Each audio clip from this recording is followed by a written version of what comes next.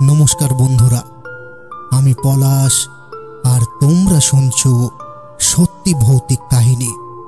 তো এখনো পর্যন্ত যারা যারা আমাদের এই চ্যানেলটিকে সাবস্ক্রাইব করনি, তাড়াতাড়ি করে সাবস্ক্রাইব করে ফেলো আর পাশে থাকা বেল আইকনটি প্রেস করতে ভুলো না, কারণ আমরা কোনো ভিডিও ছাড়লে সবার আগে তোমাদের কাছে পৌঁছে যায়। তো বেশি সময় না নিয়ে চলো আজকের আমাদের গল্প আধ পোড়া লাশ গল্পটি শুরু করি। বাংলার প্রত্যন্ত গ্রাম শালবনী। গ্রামটা খুব বড় নয়, তবে চারিদিকে ধান ক্ষেত, বাগান আর মাঝে মাঝে ঝোপঝাড়ে ভরা। গ্রামের দক্ষিণ দিকে একটা শ্মশান ঘাট আছে। সেই শ্মশানের পাশ দিয়ে একটা সরু কাঁচা রাস্তা গেছে, যেটা ব্যবহার করে অনেকে শহরে যায়। লোকজন বলে ওই শ্মশানের ধারে নাকি রাতে অদ্ভুত সব কান্নার আওয়াজ শোনা যায়। অনেকের দাবি তারা নাকি সেখানে আতপোড়া একটা লাশকে হেঁটে বেড়াতে দেখেছে। গ্রামের চায়ের দোকানেই শুরু হলো গল্প। বর্ষার বিকেল, আকাশ মেঘে ঢাকা, ঝিরঝির করে বৃষ্টি পড়ছে। পরাণ মাঝি, কাশেমদা আর কিছু যুবক মিলে আড্ডা দিচ্ছে। কাশেমদা ফিসফিস করে বলল, শুনলি রে, কাল রাতে হরুনাপিত নাকি ওই রাস্তা দিয়ে আসছিল। বলে আতপোড়া লাশ তার সামনে হঠাৎ দাঁড়িয়ে পড়ে। শরীরটা পুরো কালো হয়ে গেছে, কিন্তু মুখে আগুনের মতো লাল আলো জ্বলছিল। সবাই থম মেরে গেল। পরাণ মাঝি হেসে বলল, দূর, এসব ভূতের গল্প লোকে বানায় বলে ভয় দেখানোর জন্য। কিন্তু বুড়ো কৃষ্ণপদদা চুপ করে বসেছিল এতক্ষণ। এবার আস্তে করে বলল, না রে পরাণ, এসব গুজব নয়, আমি নিজের চোখে দেখেছি। অনেক বছর আগে শ্মশানের ধারে একটা ছেলে মারা গেছিল আগুনে পুড়ে। শেষকৃত্যে তার শরীর পুরোপুরি পড়েনি। সেই থেকেই শ্মশানের মাঝখানে আতপোড়া দেহটা ঘুরে বেড়ায়। বৃষ্টির শব্দের সঙ্গে মিশে সবাই কেমন যেন গা ছমছমে অনুভব করলো। হঠাৎ দোকানের বাতিটা ঝিমঝিম করে নিভে গেল, আর ঠিক তখনই রাস্তার দিক থেকে ভেসে এলো ভয়ঙ্কর একটা গোঙানির আওয়াজ। রাস্তার দিক থেকে যে গোঙানির শব্দটা আসছিল তা ক্রমশ কাছে আসতে লাগলো। চায়ের দোকানে বসা সবাই একে অপরের দিকে তাকালো। বাতিটা আবার জ্বলে উঠলেও কেমন যেন হলুদ আলো ঠিক মতো আলো ছড়াচ্ছে না। পরাণ মাঝি প্রথমে সাহস দেখিয়ে বলল, চল তো দেখে আসি। কিন্তু ওর কণ্ঠে কাঁপন ছিল। কামিজদা বলল, এই বৃষ্টির রাতে কে আবার রাস্তা দিয়ে হাঁটছে রে? মনে হচ্ছে গলা যেন সিরে আসছে কারো। সবাই একসঙ্গে উঠে দাঁড়ালো। বাইরে বেরিয়ে দেখে রাস্তার দিকে কাদা জমে আছে। সেই কাদা ভিজে নরম হয়ে গেছে। ঠিক তখনই শ্মশান ঘাটের দিক থেকে ম্লান আলো ভেসে আসে। দেখা গেল যেন আগুন জ্বলছে। কৃষ্ণপদদা ঠক ঠক করে কাঁপতে কাঁপতে বলল, বলেছিলাম না রে, ওই আগুনটাই ওই ছেলে এখনো ঘুরে বেড়ায়। মুহূর্তের মধ্যেই হঠাৎ দেখা গেল একটা কালো আতপোড়া দেহ রাস্তার ধারে দাঁড়িয়ে আছে। শরীরটা কুঁচকানো, গায়ে পুড়ে যাওয়া চামড়ার দাগ, আর চোখ দুটো যেন লাল আগুনের মতো জ্বলছে। পরাণ মাঝি নিজের চোখে দেখে আঁতকে উঠল। তার বুক ধরপড় করতে লাগলো। কিন্তু হঠাৎ সেই লাশটা মুখ খুলে গোঙানি দিল, আমার দেহটা পুরো পোড়া। শব্দটা এতটাই ভয়ঙ্কর ছিল যে সবার বুক কেঁপে উঠল। কামেজদা আর সহ্য করতে না পেরে চিৎকার করে দৌড় হয়ে দাঁড়িয়ে রইল। পরাণ মাঝি যেন হিপনোটাইজ হয়ে তাকিয়েছিল আতপোড়া দেহটার দিকে। আর তখনই লাশটা আস্তে আস্তে হাত বাড়িয়ে তার দিকে এগোতে লাগলো। পরাণ মাঝির বুক ধুক ধুক করছে, আর আতপোড়া লাশটা তার দিকে হাত বাড়িয়ে এগোতে লাগলো। সেই হাতটা যেন কয়লার মতো কালো, আর আঙুলের ডগা থেকে ধোঁয়া বেরোচ্ছে। পরাণ দৌড়াতে চাইল, কিন্তু পা যেন মাটিতে আটকে গেছে। সে শুধু চিৎকার করে উঠল, বাঁচাও! ঠিক তখনই বাজ পড়ল, আর সেই আলো মিলিয়ে যেতেই দেখা গেল সামনে কেউ নেই। রাস্তা ফাঁকা, শুধু বৃষ্টি ভেজা কাদার মধ্যে একটা আতপোড়া হাতের ছাপ যেন স্পষ্ট হয়ে আছে।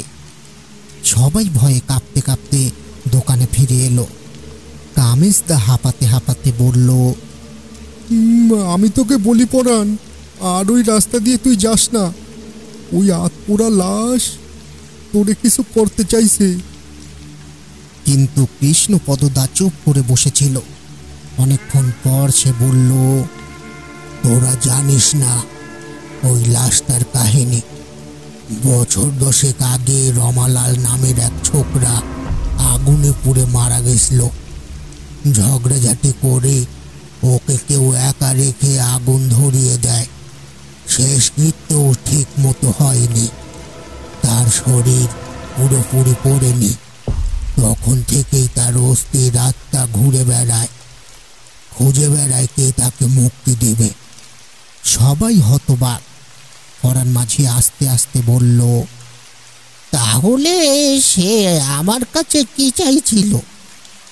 কৃষ্ণপদদা উত্তর দিল, সে চাইছে কেউ যেন তার অস্থি ঠিক মতো দাহ করে মুক্তি দেয়। কিন্তু সাবধান, ওর ছায়ার কাছে গেলে সহজে ছাড়া মিলবে না। বাইরে আবার হাওয়া বয়ে উঠল।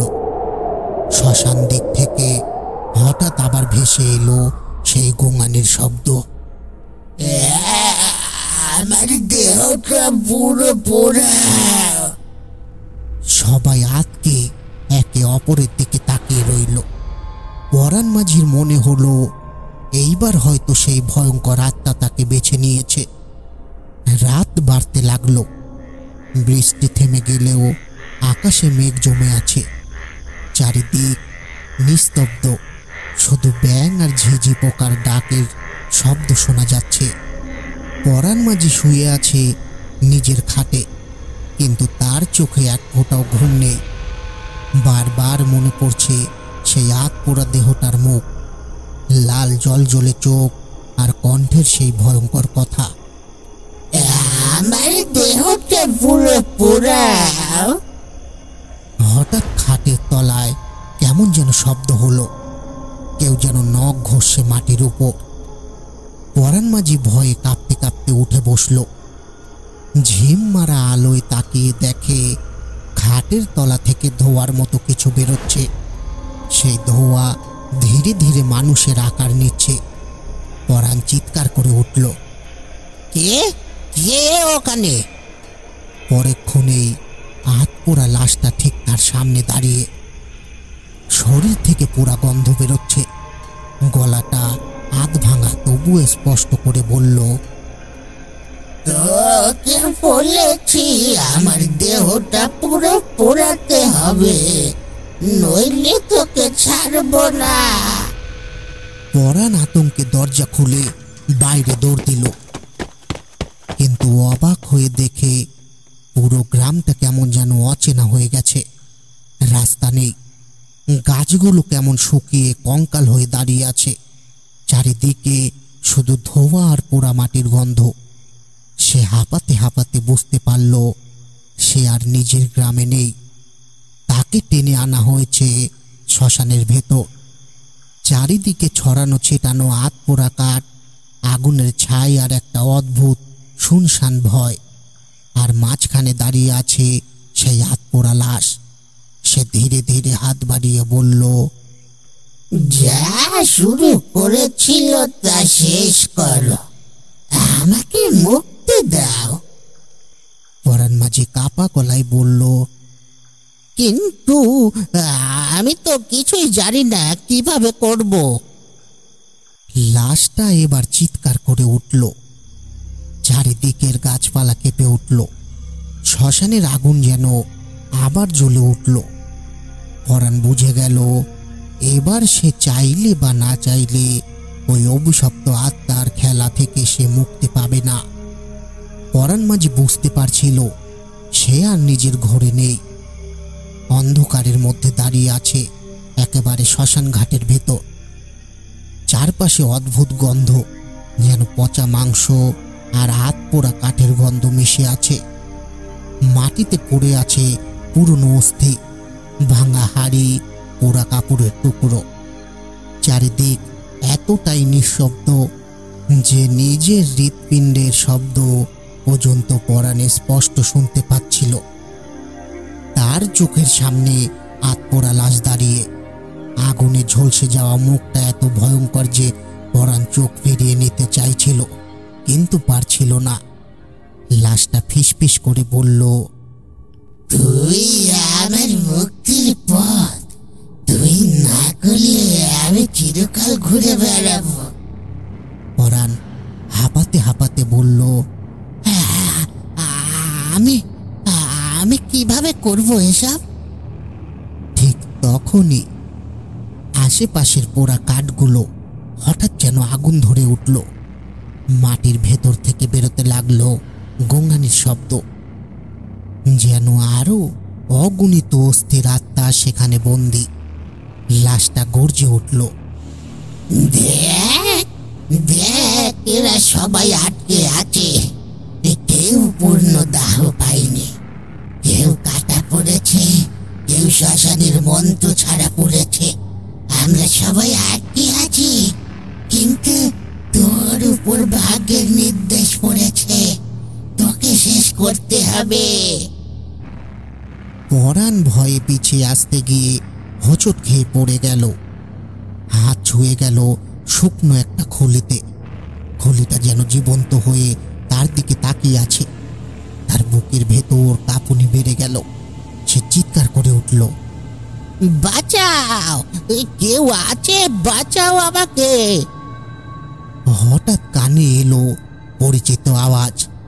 তামিজদার কৃষ্ণপদদা দূর থেকে ডাকছে, পরাণ, কই রে? ওই কোথায় গেলি? পরাণ তাকিয়ে দেখলো শ্মশানের বাইরে দূরে টিমটিমে আলো। মনে হচ্ছে গ্রামের লোকজন তাকে খুঁজতে এসেছে। সে মাটি থেকে উঠে দাঁড়িয়ে দৌড় দিল, কিন্তু যতই দৌড়াচ্ছে ততই আলোটা দূরে সরে যাচ্ছে। শ্মশানের ভেতরেই যেন সে ঘুরপাক খাচ্ছে। আবার পিছন থেকে ভেসে এলো আতপোড়া লাশটার ভয়ঙ্কর আওয়াজ, তুই পালাতে পারবি না, তোর হাতে হবে আমার মুক্তি। পরাণ ধপ করে বসে পড়ল। তার চোখের সামনে চারপাশ অন্ধকারে ঢেকে যেতে লাগলো। শেষবারের মতো সে দেখল আতপোড়া লাশটা তার দিকে এগিয়ে আসছে, আর আগুনের শিখা একে একে জ্বলে উঠছে চারপাশে। পরাণ মাঝির চোখ খুলল ভোরবেলা। মনে হলো সে অনেক গভীর ঘুম থেকে জেগে উঠেছে। প্রথমে ভেবেছিল সবটাই স্বপ্ন ছিল, কিন্তু চারদিক তাকাতেই গা ছমছম করে উঠল। সে শুয়ে আছে নিজের খাটে, কিন্তু তার শরীর কেমন ভারী, হাত পা ব্যথায় জর্জরিত। মাথা তুলতেই দেখে বুকের ডান পাশে আর গলায় পোড়ার মতো লাল দাগ, যেন আগুনে কেউ ছুঁয়ে দিয়েছে। পরাণের ভয়ে গলা শুকিয়ে গেল। সে টলতে টলতে উঠে বাইরে বেরোলো। বাড়ির উঠোনে তখনও কয়েকজন প্রতিবেশী দাঁড়িয়ে, তামিজদা, কৃষ্ণপদদা আর গ্রামের আরো দুজন। তাদের চোখে ভয়ের ছাপ। তামিজদা ফিসফিস করে বলল, দেখলি কৃষ্ণপদ, আমি বলেছিলাম না পরাণকে কাল রাতে ওই আতপোড়া লাশটা টেনে নিয়েছিল, ও একেবারে হারিয়ে গেছিল। কৃষ্ণপদদা গম্ভীর গলায় বলল, আমি খুঁজতে গেছিলাম শ্মশান ঘাটের কাছে, দেখলাম ভিজে কাদায় শুধু পোড়া হাতের ছাপ, আর তাদের সঙ্গে পরাণের পায়ের দাগ। তারপর সব হাওয়ায় মিলিয়ে গেছে। পরাণ কিছু বলতে পারছিল না, শুধু গলা কাঁপতে কাঁপতে বলল, আমি আমি ওকে দেখেছি, ও আমাকে বলছে দেহটা পুরো পোড়াও। গ্রামের লোকজন আতঙ্কে একে অপরের দিকে তাকালো, কারো মুখে কথা নেই। ঠিক তখনই পাশের ঘরে থাকা পরাণের বউ দৌড়ে বেরিয়ে এলো, চোখে জল, কাঁপা কাঁপা গলায় সে বলল, গত রাত থাইকা পরাণের গা থাইকা পুরো মাংসের গন্ধ বেড়েছে, আমি আর সহ্য করতে পারছি না। সবাই স্তব্ধ হয়ে গেল, কারণ সত্যি পরাণ মাঝির চারপাশে অদ্ভুত একটা গন্ধ ছড়িয়ে আছে, আতপোড়া দেহের মতো। পরাণ নিজের শরীর ছুঁয়ে বুঝল শুধু দাগ নয়, তার ভেতরেও যেন আগুন লেগে আছে। বুকের ভেতর থেকে ধোঁয়ার মতো কষ্ট বেরোচ্ছে। সে হাঁপাতে হাঁপাতে মাটিতে বসে পড়ল, আর তখনই শ্মশানের দিক থেকে আবার ভেসে এলো সেই গলা, তুই মুক্তি দিবি, নইলে তোরও শেষ হবে। গ্রামের মানুষ ভয় পেয়ে চারিদিকে দৌড় দিল। কৃষ্ণপদ দাস শুধু দাঁড়িয়ে রইল আর মাটির দিকে তাকিয়ে বিড়বিড় করে বলল, ও এখন আর একা নেই, ওর ভেতরেও আগুন ঢুকে গেছে। পরাণ মাঝি ধীরে ধীরে অন্যরকম হয়ে উঠছিল। দিনের বেলায় সে আগের মতোই চুপচাপ থাকত, কিন্তু রাতে যেন তার শরীর অন্য কারো হাতে চলে যেত। গ্রামের লোকেরা প্রথমে খেয়াল করল, রাত যত গভীর হয় পরাণ মাঝির ঘর থেকে অদ্ভুত গোঙানির আওয়াজ বেরোতে থাকে। কখনো কেঁদে ওঠার শব্দ, কখনো আবার যেন কেউ দাঁত ঘষে। পরাণের বউ ভয়ে কাঁপতে কাঁপতে কৃষ্ণপদদার কাছে গিয়ে বলল, ওকে আমি চিনতে পারছি না, মাঝরাতে উঠা যায় উঠানে, মাটিতে হাত দিয়ে কিছু খোঁজে, আবার কখনো শ্মশানের দিকেই হাঁটা দেয়। আমি আটকাতে গেলে এত জোরে ধাক্কা দেয় যে আমি পড়ে যাই। কৃষ্ণপদদার মুখ ভারী হয়ে গেল। সে আস্তে বলল, আমি বলেছিলাম ওকে, ওই আতপোড়া দেহটা এখন ওর ভেতরে ঢুকে গেছে, ও মুক্তি না পাইলে পরাণও বাঁচবে না। সেদিন রাতে কয়েকজন যুবক ঠিক করল ওরা লুকিয়ে পরাণকে নজরে রাখবে। মেঘলা রাত, আকাশে চাঁদ ঢাকা, সবাই নিঃশব্দে দূরে দাঁড়িয়ে রইল। হঠাৎ দেখা গেল পরাণ মাঝি ধীরে ধীরে ঘর থেকে বেরোচ্ছে। তার চোখ দুটো লাল হয়ে জ্বলছে, মুখ দিয়ে ধোঁয়া বেরোচ্ছে, শরীরের ভেতর থেকে যেন আগুনের গন্ধ ছড়িয়ে পড়ছে। সে খালি পায়ে কাদা মারিয়ে হাঁটতে লাগলো শ্মশানের দিকে। গ্রামের ছেলেরা ভয়ে শিউরে উঠল। ঠিক তখনই পরাণের মুখ দিয়ে বেরোলো সেই ভয়ঙ্কর কণ্ঠস্বর, আমাকে পোড়াও, আমার দেহটা পূর্ণ করো। সবাই কেঁপে উঠল, কারণ এটা পরাণের নিজের গলা নয়, একেবারে অন্য কারো ভাঙা জলা গলা। এক যুবক সাহস করে চিৎকার করে উঠল, এ তুই পরাণ না অন্য কেউ? পরাণ মাঝি ঘুরে তাকালো, তার চোখ দুটো যেন আগুনে জ্বলছে। ঠোঁট ফাঁক করে শুধু বলল, আমি আতপোড়া, আমি মুক্তি চাই। মুহূর্তেই ঝড়ো হাওয়ায় সব লণ্ঠন নিভে গেল। চারিদিক অন্ধকার, আর অন্ধকারের ভেতরে সবাই স্পষ্ট দেখতে পেল পরাণ মাঝির পেছনে দাঁড়িয়ে আছে সেই ভয়ঙ্কর আতপোড়া লাশ, একেবারে হুবহু আগের মতো। পরাণ মাঝির পেছনে দাঁড়ানো আতপোড়া লাশটা সবাই স্পষ্ট দেখল। গায়ের চামড়া পোড়া, হাড় বেরিয়ে এসেছে, চোখ দুটোতে আগুনের মতো লাল আলো। গ্রামের যুবকেরা আতঙ্কে চুপসে গেল। কেউ চিৎকার করার আগেই লাশটা ধীরে ধীরে মিলিয়ে গেল অন্ধকারে। কিন্তু পরাণ মাঝি তখনও দাঁড়িয়ে আছে, তার ঠোঁট নড়ছে, গলা থেকে বেরোচ্ছে ভাঙা স্বর, আমাকে পুরো পোড়াও। গ্রামের লোকেরা ভয়ে পালিয়ে গেল। কেবল কৃষ্ণপদদা দূর থেকে তাকিয়ে রইল।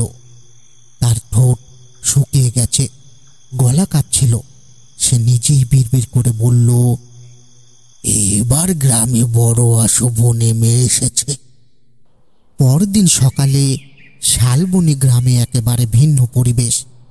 কেউ চাষের কাজে মাঠে যায়নি, কেউ নদীতে নামেনি।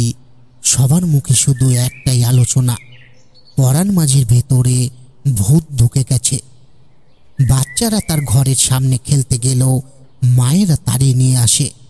মেয়েরা কুয়োতে জল তুলতে গিয়েও পরাণের বাড়ির থেকে তাকায় না। পরাণ মাঝি নিজেই যেন অন্য মানুষ হয়ে গেছে। সে দিনের বেলাতেও চুপচাপ বসে থাকে উঠোনে, চোখ দুটো ফাঁকা, কারো সঙ্গে কথা বলে না। কখনো হঠাৎ নিজের শরীর আঁচড় কাটে, কখনো ভিজে মাটি নিয়ে গন্ধ শোকে। সবচেয়ে ভয়ঙ্কর ব্যাপার হলো, রাতে গ্রামের লোকেরা শ্মশান ঘাটের দিক থেকে দেখেছে আগুনের শিখা জ্বলছে, অথচ সেখানে কারো দাহ হচ্ছে না। কেউ কেউ দাবি করছে তারা দেখেছে আতপোড়া কয়েকটা দেহ একসঙ্গে হেঁটে বেড়াচ্ছে। কৃষ্ণপদদা পরাণকে দেখতে এলো একদিন। চোখে চোখ পড়তেই পরাণ ফিসফিস করে বলল, ওরা ডাকছে আমাকে, শ্মশান থেকে ডাকছে, আজ রাতে যেতে হবে। কৃষ্ণপদদার বুক কেঁপে উঠল। সে বুঝে গেল শুধু একটা নয়, একাধিক আত্মরা আত্মা এখন শ্মশান ঘাটে ঘুরে বেড়াচ্ছে, আর তারা সবাই পরাণ মাঝির ভেতরে দিয়ে মুক্তি চাইছে। শালবনী গ্রামে তখন আতঙ্ক ছড়িয়ে পড়েছে। সূর্য ডোবার সঙ্গে সঙ্গে যেন পুরো গ্রামটা অদ্ভুত নিস্তবতায় ঢেকে যায়। রাতে কেউ ঘর থেকে বেরোয় না, আলোর বাতি নিভিয়ে রাখে। সবাই শুধু কানে কানে বলে, আজ রাতে আবার শ্মশান দিক থেকে আগুন দেখা যাবে। সেই দিন রাতে আকাশে কালো মেঘ, চারপাশে ঝিঝি পোকার ডাক। হঠাৎ শ্মশান দিক থেকে অদ্ভুত আলো বেরোতে লাগলো, যেন একসঙ্গে অনেকগুলো চিতা জ্বলে উঠেছে।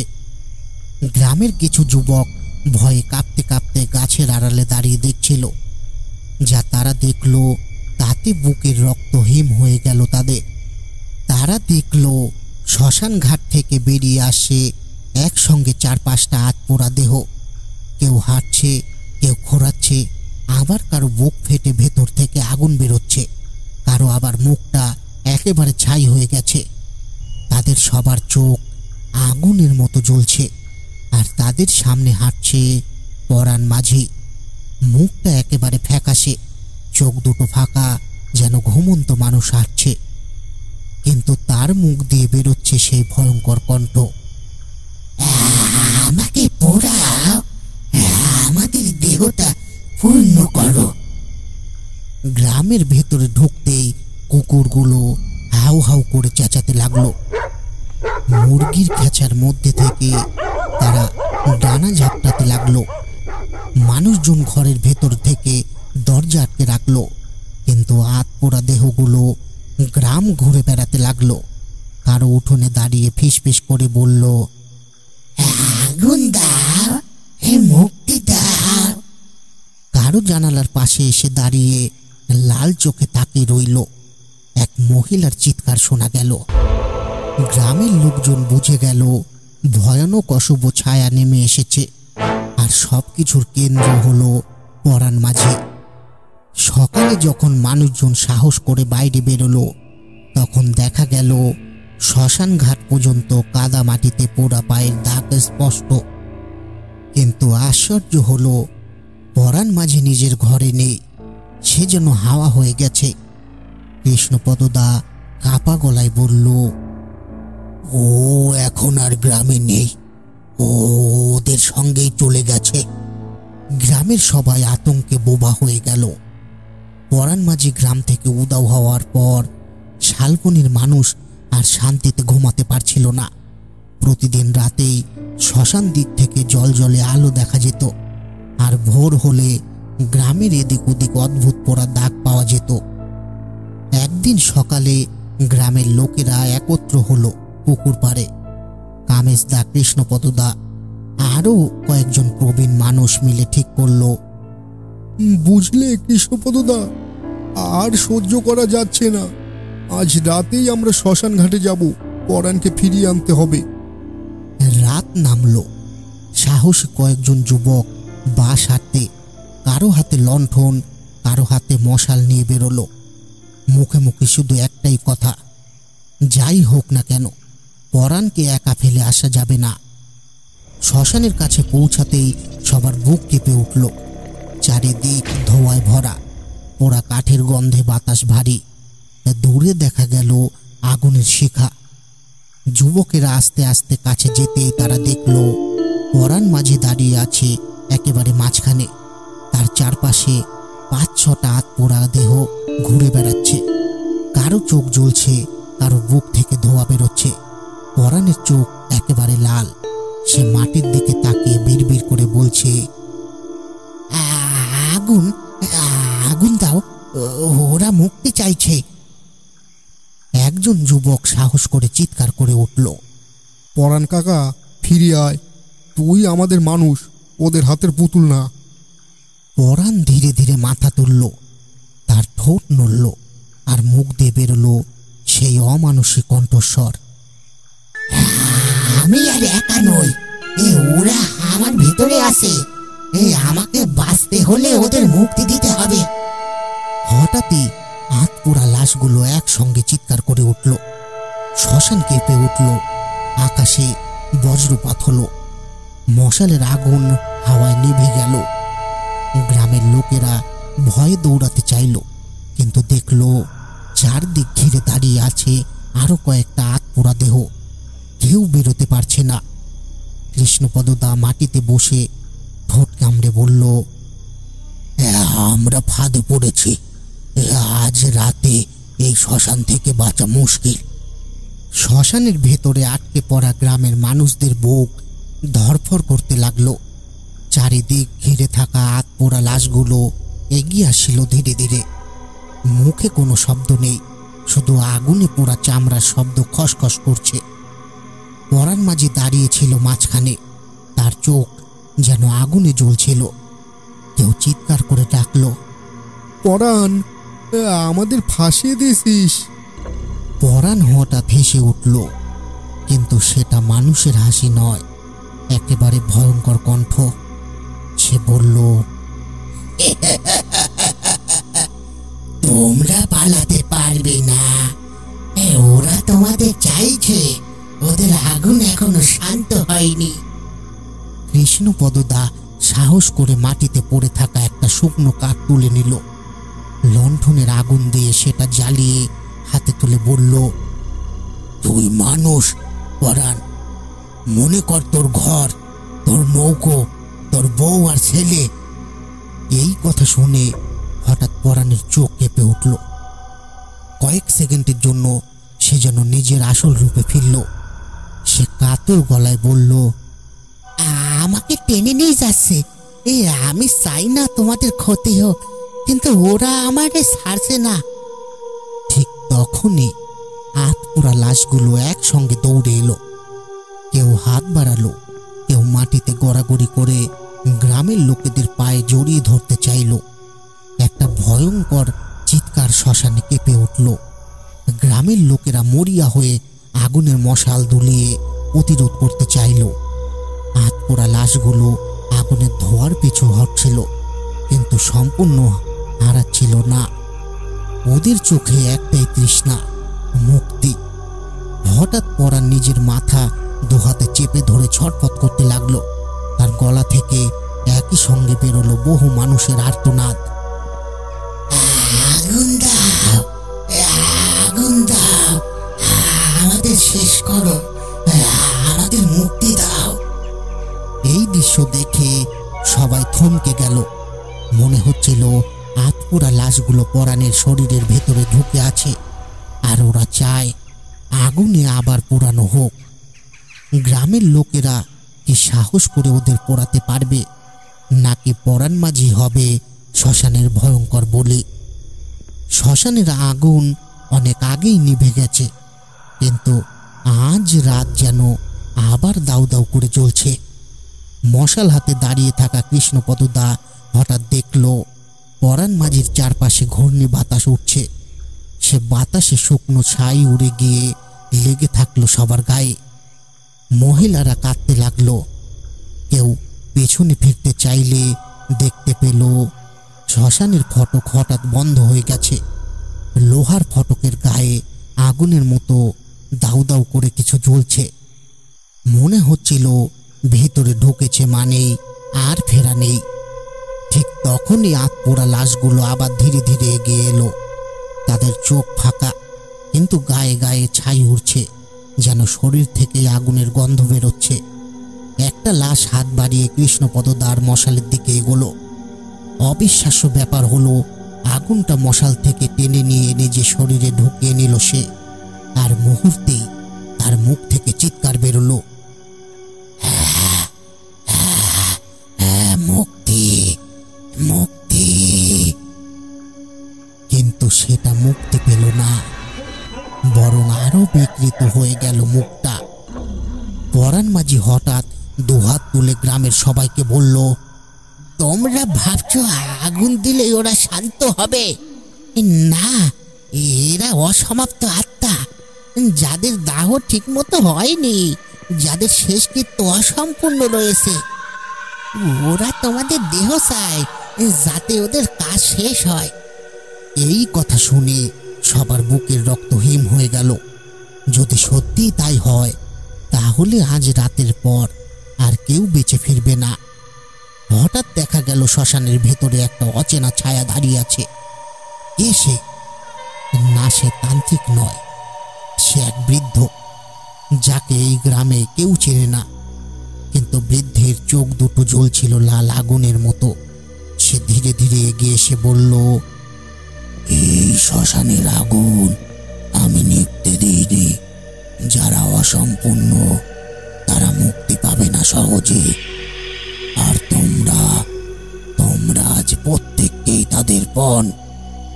গ্রামের লোকেরা বুঝতে পারল এবার খেলা আরো বড় হতে চলেছে।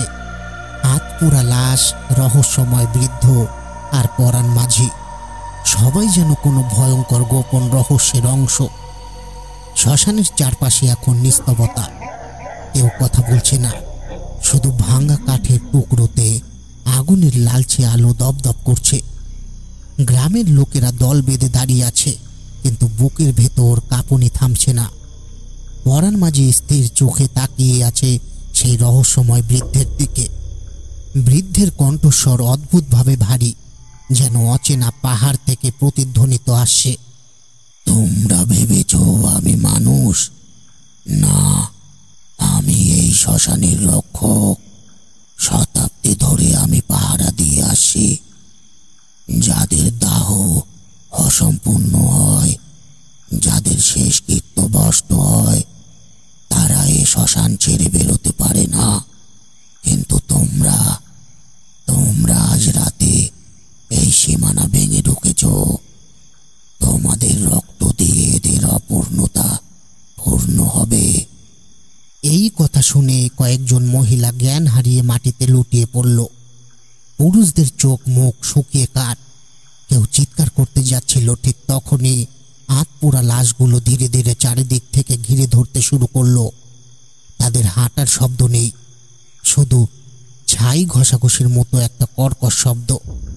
একটা লাশ হঠাৎ সামনের দিকে ঝাঁপিয়ে পড়ে কৃষ্ণপদদার গায়ে হাত রাখল। মুহূর্তের মধ্যে কৃষ্ণপদদার শরীর কেঁপে উঠল। তার মুখ দিয়ে শোষো করে ধোঁয়া বেরোতে লাগলো, আর মুখ বিকৃত হয়ে গেল। সে কাঁপতে কাঁপতে মাটিতে লুটিয়ে পড়ল। পরাণ মাঝি চিৎকার করে উঠল, দৌড়াও, দৌড়াও, না হলে সবাই মরবে। কিন্তু সমস্যা হলো, শ্মশানের দরজা তখনও বন্ধ। যেই বাইরে যাওয়ার চেষ্টা করছে, সেই আগুনের দাগ ফটক থেকে বেরিয়ে এসে গায়ে লেগে যাচ্ছে। কারো গায়ে ছ্যাঁকা পড়ে ছাল উঠে যাচ্ছে। এমন সময় হঠাৎ পরাণ মাঝির মনে হলো, ছোটবেলায় তার দাদু একবার বলেছিলেন, শ্মশানের কেউ যদি অসম্পূর্ণ দাহে আটকে যায়, তবে তার মুক্তির একটাই উপায়, কেউ তাকে নিজের শরীর দিয়ে আগুন দিতে হবে। অর্থাৎ কারো বলিদান ছাড়া এদের মুক্তি সম্ভব নয়। পরাণ মাঝির বুক কেঁপে উঠল। সে বুঝতে পারল এই ভয়ঙ্কর খেলায় গ্রামের কেউ না কেউ বলি না দিলে আত্মপোড়া লাশগুলো কাউকে ছাড়বে না। আর সেই রহস্যময় বৃদ্ধ ক্রমে আরো কাছে এসে দাঁড়ালো। তার চোখের লাল আগুন হঠাৎ সবার শরীরে পড়ে যেন দগ্ধ করে দিচ্ছে। সে ফিসফিস করে বলল, বলিদান, বলিদান চাই, নইলে এই গ্রাম আজ রাতেই শেষ। শ্মশানের চারপাশে চারিদিক থেকে আত্মপোড়া লাশগুলো ঘিরে ফেলেছে। ভয়ে গ্রামের মানুষজন একে অপরকে আঁকড়ে ধরে আছে। কারো মুখে কথা নেই, শুধু কাদু কাদু চিৎকার আর শ্মশানের আগুনের টুকরো টুকরো শব্দ। রহস্যময় বৃদ্ধ আবার গর্জন করে উঠল, বলিদান চাই, না হলে গ্রামের কোনো মানুষ আর জীবিত থাকবে না। পরাণ মাঝি সবার দিকে তাকালো। সে জানতো যদি আজ কেউ নিজেকে উৎসর্গ না করে তবে এই গ্রামের কোনো প্রাণী বাঁচবে না। তার বুকের ভেতর ঝড় বয়ে গেল। স্ত্রী, সন্তান, নাতি নাতনির মুখ চোখে ভেসে উঠল। কিন্তু সে নিজেই দাঁত চেপে বলল, আমাদের গ্রামের মানুষকে এত সহজে মরতে দেব না। যদি বলিদান দিতে হয় তবে আমিই দেব। আমি এই আগুনে ঝাঁপিয়ে পড়ব। গ্রামবাসীরা হাউমাউ করে উঠল। না পরাণ, তুমি পারো না, তোমার ছাড়া আমরা থাকতে পারবো না। কিন্তু পরাণ মাঝি কোনো কথা শুনল না। সে এগিয়ে গেল আগুনের দিকে। আত্মপোড়া লাশগুলো তার দিকে তাকিয়ে থেমে গেল। মনে হলো তারা কারো অপেক্ষায় ছিল যে তাদের মুক্তি দেবে। পরাণ মাঝি হাত জোর করে সবার উদ্দেশ্যে শেষবার বলল, আমাকে ভুলে যেও না। আমার এই আত্মবলিদানেই আমাদের গ্রাম আবার শান্তি পাবে। ভগবান আমাকে শক্তি দাও। তারপর হঠাৎ দপ করে শ্মশানের জ্বলন্ত আগুনে ঝাঁপিয়ে পড়ল পরাণ মাঝি। সেই মুহূর্তেই আশ্চর্য এক ঘটনা ঘটল। শ্মশানের চারপাশে তীব্র ঝড় উঠল।